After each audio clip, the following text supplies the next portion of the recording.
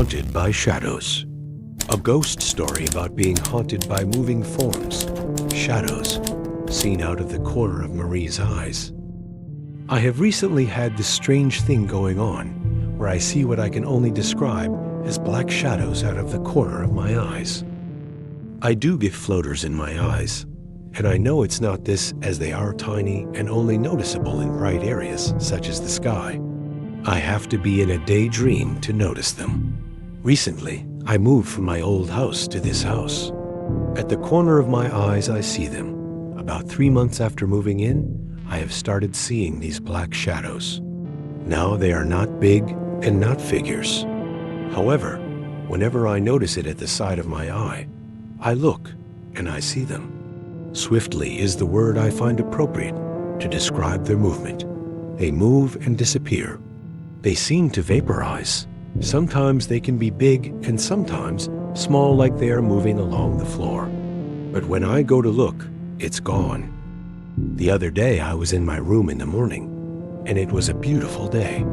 I was looking out my window, applying makeup, when I saw this white shadow vapor swiftly move in front of me. There was no figure. I can only describe it as resembling a sheet, but almost see-through. Being so quick, it's hard to see.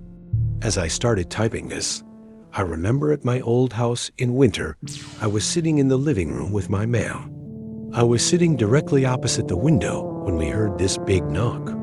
It was as if something had hit the window. I was already looking at the window when this occurred, and I saw what appeared to be a hand.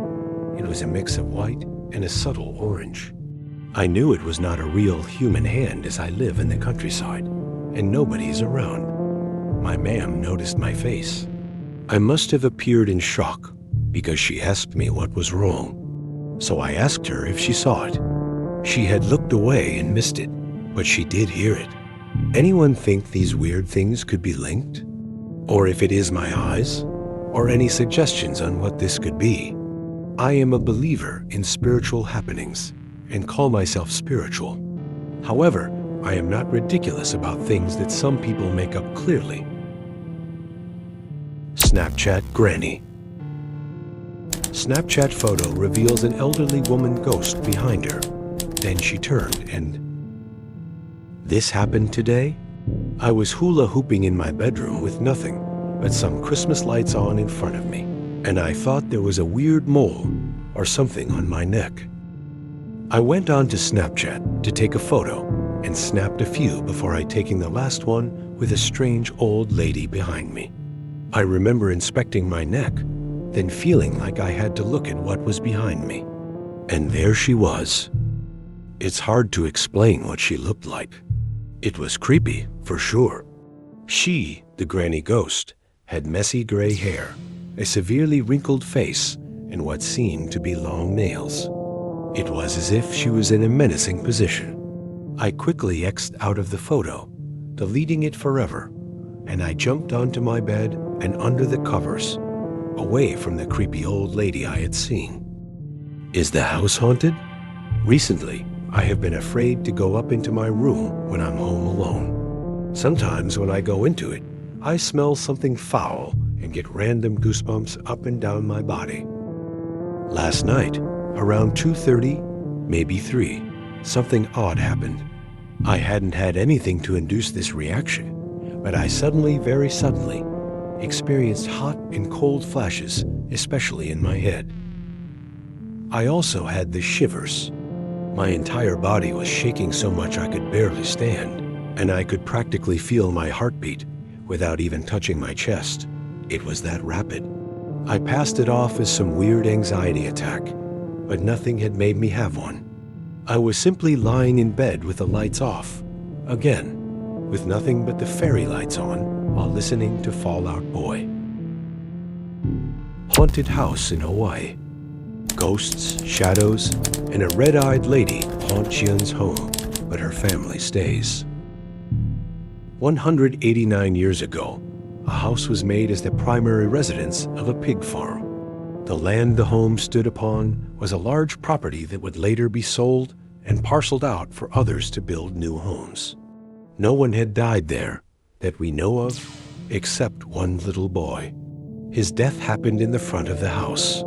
In the 1990s, my parents bought the house to start a family. A baby girl was on the way. Me, and their loft was too small. My parents were able to afford the haunted house. It's in Oahu. I live in Hawaii. A couple of months after moving in, my family started to fix up the house. Because it had been designated as a historical residence, my parents had to pay around $200 per month for the house. Soon our family would begin to experience strange things.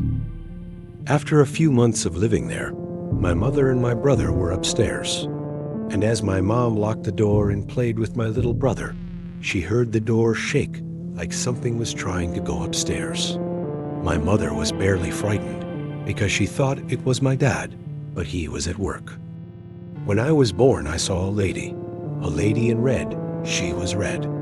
The lady was dressed in what looked like attire from the 1800s and was staring in a mirror. Wait, I thought, we don't have mirrors in this house. In the mirror, I could see myself and the lady staring at me from the mirror. Her eyes were very red, but blank. Was it a dream? No, it was too real. Years later, from time to time, I would see tall, skinny shadows in the daylight, moving quickly across the rooms. But still, that didn't make us move. Every couple of months, around 4:30 a.m. upstairs, we would hear someone or something trying to open a door. It was my parents who were awakened by the disturbance. They eventually learned to just ignore it. Present day, July 29th, 14. It was 4 a.m., and I was asleep, and so was my brother, but my parents were not. A noise came from the door.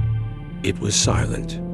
All of a sudden, the spirit was trying to open the door, and it tried hard as it woke up my parents, up with the loud clicking noise of the doorknob. My dad bravely grabbed a bat and went downstairs to find the robbers. So he thought, but there was no one there. Nothing taken and nothing left. The ghost came, then went. Silence. Our family still doesn't know if it's the little boy who died, but we wonder. Rumpus Room Haunting. Chilled rooms, vanished items, and a ghostly voice. Jessica fears something lingers in the rumpus room. My family has a bit of a history with experiencing the paranormal. Both my parents encountered the same ghost in our first family home in Ringwood while I was a baby, but until now, I myself had not experienced anything. My parents are now separated, and my father, whom I live with, has remarried. About 6 months ago, we moved into a house whose property had been recently subdivided to make way for more units on the block behind us. The owners of the house had also really done up the outside by rendering the walls and adding a large deck. Basically, a lot of changes had come over the property just before we moved in. Everything seemed fine for the first few months, but as winter really set in, my sisters and I started to notice that our end of the house always seems to be cold. Our bedrooms are located off a large rumpus room. All 3 rooms, 2 bedrooms and the rumpus room, are continuously cold. Even with the ducted heating on, the temperature does not really seem to change. If you stand right above the duct, you can feel the warm heat, but for some reason, the heat won't spread throughout these 3 rooms. We've had the vents checked numerous times by the heating company, and no one can come up with any explanation as to why these rooms don't warm up. I thought nothing of this until little things started to be moved around. My 16-year-old sister and I were the most targeted with small items of jewelry, school supplies, and even items of clothing on occasion simply disappearing. The items would reappear a few days or weeks later, usually in the rumpus room. At first, we thought it was our 6-year-old sister playing with our things and without telling us. But when I lost a pair of earrings that were on a shelf much too high for her to reach, I began to wonder whether something else wasn't going on. For about 2 months now, sometimes when I'm home alone, I get this really eerie feeling and feel on edge, especially in the rumpus room. At first, this feeling only came at night, and I put it down to being nervous about someone breaking in or something. But then I started to get this feeling during the day too. It only happens when I'm home alone. At these times, I avoid going into the rumpus room as much as I can, and if I have to go to my bedroom, I almost run through the rumpus room to it. I also have this thing about keeping my bedroom door closed, or only slightly ajar, because I don't like the vulnerable feeling I get from the rumpus room. We also sometimes hear crashes and bangs coming from the rumpus room's end of the house, but when we go to see what has fallen over, nothing is out of place. Twice at night, my sisters and I have heard a huge crash outside, sounding like glass and wood shattering, but there is never anything there. And our dad and stepmom say they haven't heard anything like that, even though the sound is loud enough to wake the dead. The strangest thing occurred to me only this morning. I was in the shower while my baby brother was asleep, and my stepmom was cooking in the kitchen. I was just turning the water off when I heard a deep male voice, kind of sounding like my dad, say what I thought was Jess, but it sounded really muffled. So I answered what, and got no answer. I called for Dad again, but got no reply, so I continued getting ready. Once I was dressed, I went out into the kitchen and asked my stepmom what my dad wanted when I was in the shower. She gave me a funny look and said that my dad hadn't been home since 7 o'clock this morning. I told her about the voice I heard, and we both tried to look for other explanations. The neighbors on that side of the house weren't home. There were no radios or TVs going inside or outside of the house at the time. We're at a loss as to why I heard a voice saying my name. Even though we've lived here 6 months, we still get mail for people who used to live here. But we seem to be receiving mail for 10 or so different names. None of the last names match up with the people who owned the house before we did. But Dad seems to think that maybe it was used as a sort of halfway house where people just crashed here whenever they felt like it.